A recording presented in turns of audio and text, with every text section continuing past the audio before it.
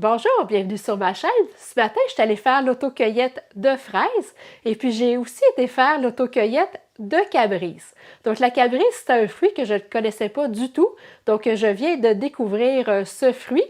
Donc c'est un fruit qui ressemble au bleuet, mais il est fait sur le long et puis il a un petit goût surette. Donc moi, je trouve ça vraiment très bon. En confiture, là, c'est vraiment délicieux. Donc dans le fond, vous pouvez utiliser la cabrise dans toutes les recettes qui demandent des bleuets. Ça contient exactement le même nombre de glucides que le bleuet. Donc aujourd'hui, je vais refaire la tarte aux fraises que j'ai faite l'année passée.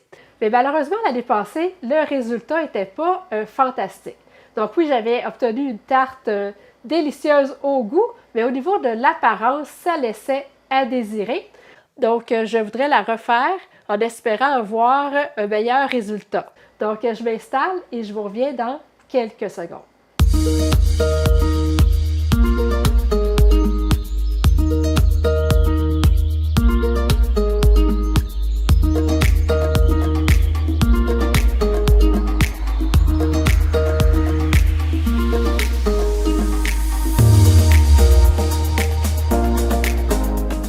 Donc, pour faire la tarte aux fraises, je vais avoir besoin de jello aux fraises. Donc, moi, j'aime bien utiliser le jello Simply Delish parce que lui, il est sucré à l'érythritol, contrairement au jello que vous allez trouver à l'épicerie. Donc, le jello sans sucre, lui, il va être sucré à l'aspartame. Donc, pour la santé, le Simply Delish, c'est un meilleur choix. Et puis, il commence à être assez facile à trouver. Je l'ai même vu chez Maxi, ou sinon vous allez le trouver chez Bookbarn ou encore sur des sites comme Keto Québec. Donc même si au niveau des glucides c'est écrit 4 grammes, comme les 4 grammes de glucides viennent de l'érythritol, bien on peut soustraire ces glucides-là à 100%. Donc on peut dire que la poudre de Jello Simply Delish ne contient pas de glucides. Donc on calcule 0 g de glucides. Donc, je vais commencer par préchauffer le four à 350 degrés Fahrenheit. Ensuite, je vais beurrer un moule à tarte. Donc, dans un bol, je vais mettre 2 tasses de farine d'amande, 1/3 de tasse de beurre fondu, un œuf. Donc moi aujourd'hui, je n'ai pas d'érythritol en poudre. Ce que je vais faire, c'est que je vais mettre mon érythritol granulé dans le moulin à café. De cette façon-là, je vais obtenir de l'érythritol en poudre.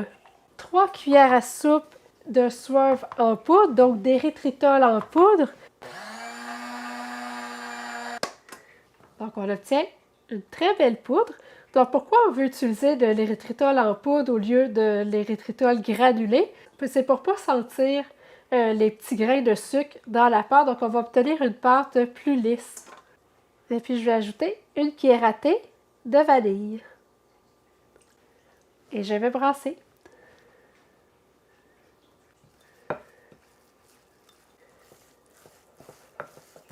Donc quand la pâte est bien brassée, je vais tout simplement la déposer dans mon moule à tarte bien beurré.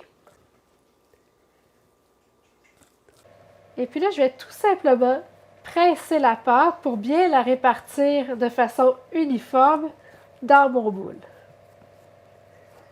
Je vais aussi la faire monter sur les côtés.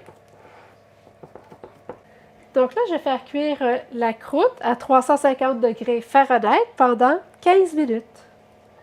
Donc dans le fond, je vais la faire cuire jusqu'à temps qu'elle commence à dorer. Dans un chaudron, je vais mettre une tasse et quart d'eau.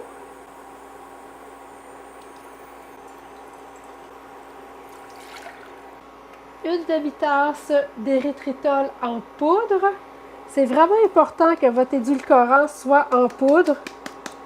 Donc, je l'ai tout simplement moulu avec un moulin à café. C'est ça qui va faire la différence, qui va faire qu'on va obtenir un beau résultat. C'est si l'édulcorant est en poudre. Donc là, je vais amener ça à ébullition. Donc, quand ça bout, je vais ajouter ma poudre de Jello Simply Delish.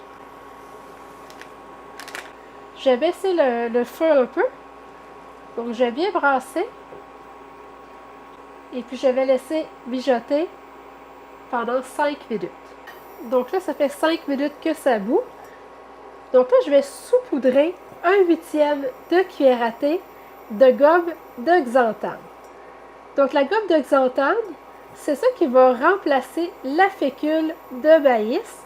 Donc c'est ça qui va permettre d'épaissir le mélange.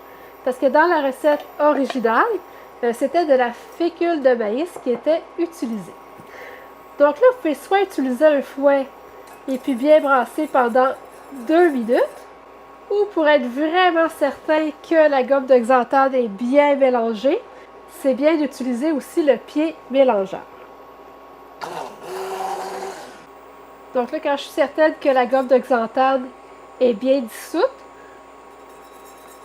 je vais continuer à brasser avec le fouet. Donc, il faut laisser mijoter en brassant constamment pendant 2 minutes. Donc, si vous faites la recette en utilisant des fraises congelées, vous allez ajouter 1 tasse et demie de fraises congelées au mélange chaud. Donc, vous allez mettre immédiatement vos fraises dans le liquide chaud.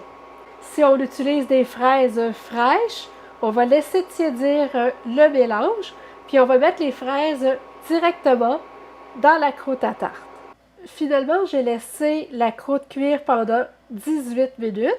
Donc, c'est important de vous assurer qu'elle soit bien cuite parce qu'elle ne va pas retourner au four. Donc là, je vais la laisser refroidir un peu parce que je ne voudrais pas que la chaleur de la croûte fasse cuire mes fraises fraîches. Donc, je vais la laisser tiédir un peu. Par contre, si vous utilisez des fraises congelées, vous pourriez tout de suite verser votre mélange dans la croûte. Donc, la tarte est prête à être assemblée. Donc, je vais mettre 1 tasse et demie de fraises. Donc, on répartit bien les fraises dans le fond de tarte. Et puis, tout ce qu'on a à faire, c'est d'ajouter le mélange qu'on a fait avec le jello.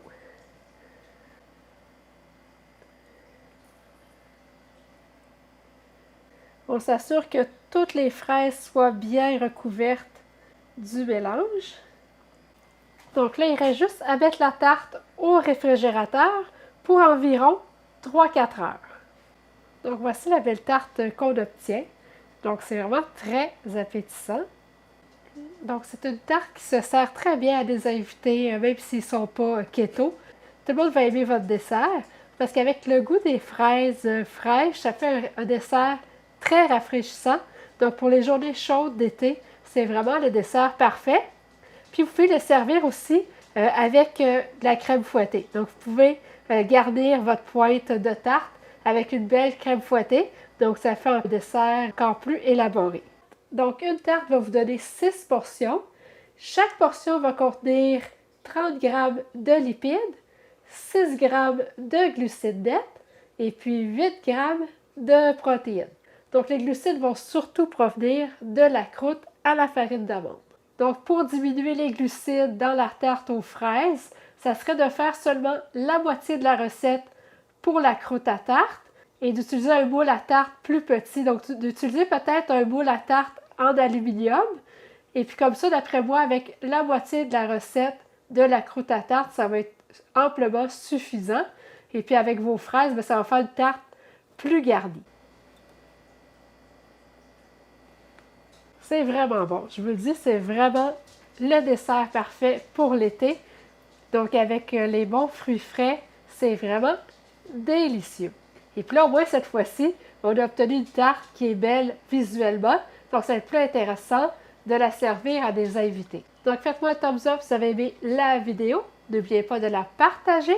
Si vous n'êtes toujours pas abonné à ma chaîne, n'oubliez pas de le faire pour ne manquer aucune nouvelle recette. Et puis, on se revoit bientôt. Merci.